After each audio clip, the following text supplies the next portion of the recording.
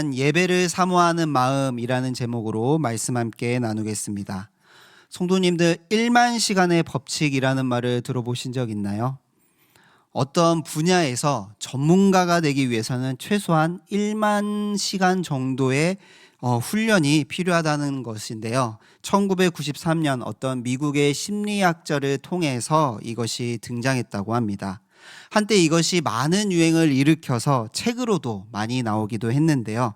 그런데 이 1만 시간의 법칙에도 오류가 있다고 합니다. 그것은 단순히 시간을 들이는 노력만 한다고 해서 되는 것이 아니라 다른 여러 요인들이 복합적으로 포함되어 있다는 것입니다. 한 예로 책상에 오래 앉아 있는 것을 노력한다고 해서 성적이 올라가지는 않죠. 이것처럼 많은 시간을 들이는 것뿐만 아니라 그 시간을 어떻게 쓰느냐에 따라서도 결과가 달라진다는 것입니다. 우리의 예배도 이와 마찬가지인 것 같습니다. 우리는 매주 예배를 드립니다. 많게는 수요 예배와 주일 예배와 오후 예배까지 1년에 몇 번의 예배를 드리는지도 모릅니다. 그 모든 예배가 하나님이 기뻐하시는 예배인지는 하나님께서 아실 것입니다. 그러나 분명 우리에게도 힘써 예배하라고 말씀하셨는데요. 그렇게 성도 또한 이 예배에 대한 최선의 노력의 자세가 필요하죠. 예배의 자리에 앉아 있는 것으로 그치는 것이 아니라 온 마음과 뜻과 정성을 다해 하나님께 예배해야 하는 것입니다. 우리가 5월 첫째 주부터 예배의 자리, 우리의 자리라는 제목으로 예배 자리 지키기 캠페인을 진행하고 있는데요. 그 첫 번째로서 오늘 예배를 사모하는 마음이라는 주제로 말씀을 나누고자 합니다. 이 시간 말씀을 함께 나눌 때 깨닫는 지혜와 성령의 충만한 은혜가 임하여서 이 예배를 사모함으로 하나님이 기뻐하시는 참된 예배자가 다 되시길 주님의 이름으로 축복합니다. 오늘 우리가 읽은 이 시편 95편의 말씀은 모든 것이 불분명한 시입니다. 저자가 누구인지도 알 수 없고요. 저작 시기나 배경 또한 불분명합니다. 시편을 분류하는 것으로도 어떤 시인지 학자들마다 그 의견이 다릅니다. 어떤 학자들은 하나님을 왕으로 찬양하기에 즉위시라고 말하기도 하고요. 또 어떤 이들은 후반에 나오는 이 심판의 내용으로 인해 하나님의 신적 심판에 대한 예언시다라고 말하기도 합니다. 그러나 대부분의 학자들이 동의하는 부분은 이 시편을 예배로의 부름이 있는 찬양시, 예배시라는 것입니다. 이 시편의 구조를 보게 되면 더 쉽게 이해할 수 있는데요. 화면을 보여주시면 이 1절부터 2절까지 예배로의 첫 번째 부름이 있고요. 그 다음에 3절부터 5절까지는 그 예배의 부름에 대한 하나님의 반응으로 찬양을 하고 있습니다. 그리고 5절에 두 번째 예배로의 부름이 있고 그 7절 앞부분에 두 번째 예배의 부름에 대한 하나님을 찬양합니다. 그리고 7절 뒷부분부터 마지막 절까지는 선지자적인 신탁을 보여주고 있습니다. 이 두 번 예배로 부르는 이 구조로 인해서 첫 번째 부름은 성전 밖에서 성전 안으로 인도하는 부름, 두 번째 부름은 성전 안에서 진행되는 부름으로 보기도 합니다. 그 무엇보다 중요한 것은 지금 예배에 대한 부름과 예배를 드리는 이유에 대해 분명하게 노래하고 있다는 사실입니다. 이것을 근거로 같이 한번 살펴보도록 하겠습니다. 우리 먼저 1절 말씀을 다 같이 한번 읽어보도록 하겠습니다. 시작. 우리가 여호와께 노래하며 우리의 구원의 반석을 향하여 즐거이 외치자. 아멘. 1절에 오라 우리가 라고 시작하는데요. 6절에서도 동일하게 시작되는 것을 알 수 있습니다. 이 오라라는 말은 예배의 자리로 초청하는 것을 의미합니다. 그런데 아무나 많이 와서 예배 드리라라는 것이 아니죠. 왜냐하면 여기에 우리가 붙어 있기 때문입니다. 이 우리는 모든 사람을 가리키는 것이 아닌데요. 1절을 지금 보게 되면 여호와께 노래하며 라고 찬양하라고 말씀하고 있습니다. 그리고 그 뒤에 여호와를 다르게 표현하고 있는데 어떻게 표현하고 있나요? 우리의 구원의 반석, 우리 구원의 반석을 향하여 즐거이 외치자라고 말씀합니다. 성경의 반석에 대해서는 지난번에도 이렇게 말씀을 드렸는데요. 사막과 같은 이 팔레스타인 지역에서 반석은 튼튼한 지지대가 되어 안전한 피난처를 지을 수도 있고 편히 쉴 수 있는 공간이 될 수 있었습니다.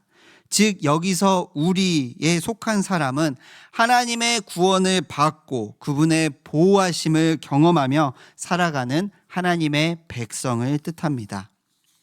예배는 많은 사람이 모이는 것이 중요한 것이 아닙니다.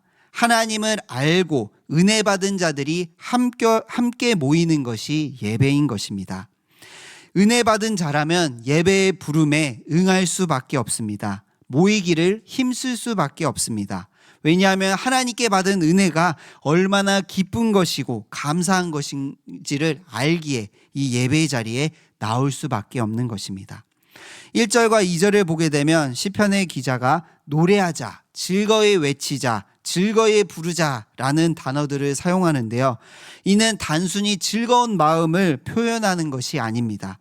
구원의 감격에 주체할 수 없는 기쁨이 터져나와 목소리로 외치며 난리치며 소리치는 것을 의미합니다.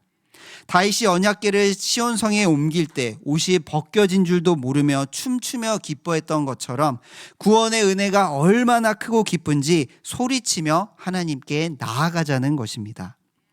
성도님들, 우리에게 구원에 대한 기쁨이 날마다 가득하시기를 소망합니다. 세상의 다른 기쁨이 아니라 하나님께서 하나님을 알지도 못하고 죄 가운데 죄인지도 모르며 살아가던 우리들을 찾아와 주시고 하나님을 알게 하여 주시고 예수 그리스도를 믿게 해주신 그 하나님의 자녀로 삼아주신 그 은혜의 기쁨이 항상 충만하시기를 소망합니다. 그 구원의 은혜가 감사하기 때문에 예배를 드리는 것이지요. 구원의 은혜에 대한 감격이 없다면 우리의 예배는 지루하고 반복되는 하나의 일상이 되어버릴지 모릅니다. 구원의 은혜의 주님을 향한 그 기쁨이 우리 안에 충만할 때 우리의 예배를 하나님께서 기뻐 받으시고 그 예배 가운데 임재해 주실 줄 믿습니다. 날마다 구원의 기쁨이 감격하여 그 예배의 자리에 힘써 모이기를 날마다 힘쓰시는 대구동성의 모든 성도님들 되시길 주님의 이름으로 축복합니다. 이 3절부터 5절은 이 예배로의 부름에 대한 이유를 찬양하고 있습니다. 우리 먼저 3절 말씀을 제가 먼저 읽어보도록 하겠습니다. 여호와는 크신 하나님이시요 모든 신들보다 크신 왕이시기 때문이로다. 아멘. 시편의 기자가 하나님이 어떤 하나님이라고 말씀하고 있습니까? 크신 하나님, 크신 왕이라고 말씀합니다. 이 크다라는 히브리어 단어 가돌은 크기를 뜻하는 것이 아니라 힘이 강한 것을 뜻합니다. 심지어는 지금 모든 신들보다 강하다라고 말씀하고 있습니다. 이 모든 신들보다 강하다라는 것은 출애굽 사건을 떠올리게 하는데요. 애굽 사람들은 자신의 풍요와 다산을 위해 강과 여러 곤충신들을 섬겼습니다. 그러나 하나님께서는 이 모세를 통하여 10가지 재앙을 내리셨죠. 그리고 그것을 통해 그 재앙을 통해 애굽에서 섬기던 그 신들이 아무것도 아님을 하나님께서 친히 보여주셨습니다. 그리고 그 크신 하나님께서 이스라엘의 하나님이 되어주신 것입니다. 이 4절과 5절에서도 하나님이 어떠한 분이신지를 말씀하는데요. 우리 같이 4절, 5절 말씀을 한 목소리로 읽어보도록 하겠습니다. 시작. 땅의 깊은 곳이 그의 손 안에 있으며 산들의 높은 곳도 그의 것이로다. 바다도 그의 것이라 그가 만드셨고 육지도 그의 손이 지으셨도다. 아멘. 시편의 기자는 하나님의 창조 사역을 이야기하며 땅과 바다가 모두 하나님의 것임을 선포합니다. 즉 온 세상이 하나님이 주인이시고 온 세상의 창조주이시기 때문에 이 하나님을 찬양하고 예배해야 된다는 것입니다. 땅의 깊은 곳, 또 산들의 높은 곳은 오늘날에는 쉽게 상상할 수 있지만 고대 시대에는 상상할 수조차 없고 다가갈 수 없는 곳이었습니다. 그래서 사람들은 그런 곳마다 신이 있다고 믿어왔는데요. 마치 우리나라에서 산마다 산신령이 있고 바다에 용왕이 있다, 산다라고 믿었던 것과 같습니다.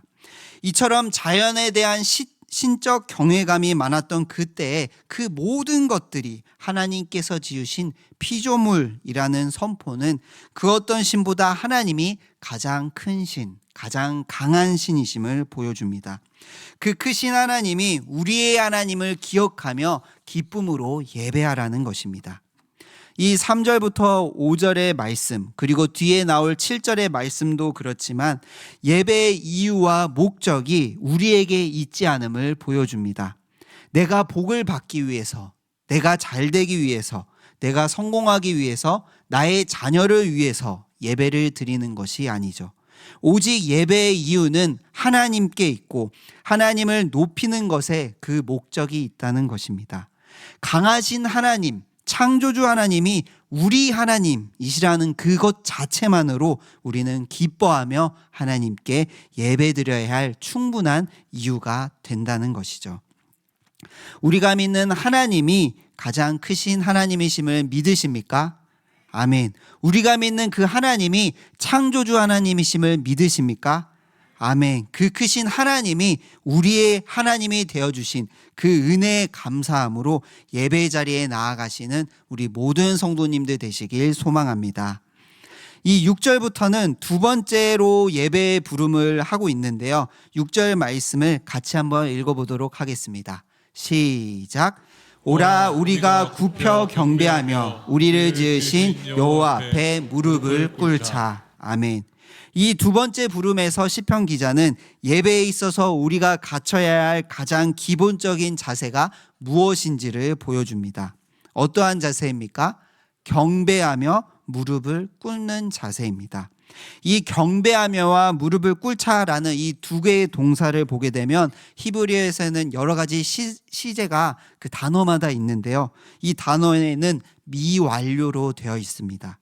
이 완료되지 않았다라는 것은 계속 진행형임을 의미합니다. 즉 우리가 계속해서 하나님께 경배하고 계속해서 하나님께 엎드려야 한다는 것입니다.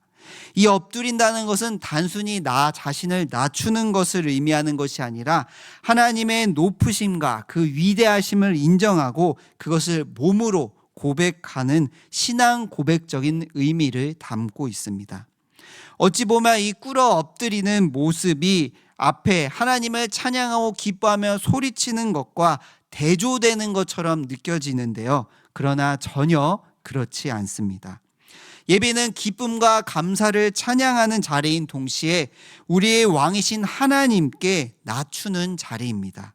나를 내려놓고 말씀 앞에 크신 하나님께 순종을 넘어 복종하겠다는 자세로 임해야 하는 것이 예배의 자리인 것입니다. 왜 그렇습니까? 하나님이 우리의 왕이시며 주인이시기 때문입니다. 우리 다 같이 7절 말씀을 읽어보도록 하겠습니다. 시작. 그는 우리의 하나님이시오 우리는 그가 기르시는 백성이며 그의 손이 돌보시는 양이기 때문이라. 너희가 오늘 그의 음성을 듣거든. 아멘. 7절의 시편 기자는 찬양하고 예배하는 우리가 누구인지를 이야기합니다. 우리를 백성과 양으로 비유하고 있는데요. 고대 근동에서는 왕을 목자로, 백성을 그가 인도하는 양으로 많이 했습니다. 즉 하나님은 우리를 창조하셨을 뿐만 아니라 우리의 왕으로서 우리를 지키시고 돌보신다는 것입니다. 시편 23편에서 다윗은 하나님을 목자로서 고백하며 자신에게 무엇이 없다라고 말씀합니까? 여호와는 나의 목자시니 내게 부족함이 없으리로다 라고 고백했습니다. 우리를 창조하시고 만드신 것뿐만 아니라 나에게 부족한 것들을 아시고 채우시고 인도하시는 분이 우리 하나님이시라는 것입니다. 하나님의 마음에 가장 합했던 이 다윗은 하나님이 얼마나 크신 존재인지 얼마나 크신 왕이신지를 깨달았습니다. 그렇기에 하나님께서 분에 넘치는 관심과 사랑을 부어주신다는 이 사실이 얼마나 감격이었는지 이렇게 고백합니다. 시편 8편 4절 말씀인데요. 제가 읽도록 하겠습니다. 사람이 무엇이기에 주께서 그를 생각하시며 인자가 무엇이기에 주께서 그를 돌보시나이까. 아멘. 이 시편의 고백을 보면 어쩌면 우리는 하나님께서 우리를 지키시고 돌보신다는 사실을 너무나 당연하게 여기고 있지는 않았는지 돌아보게 됩니다.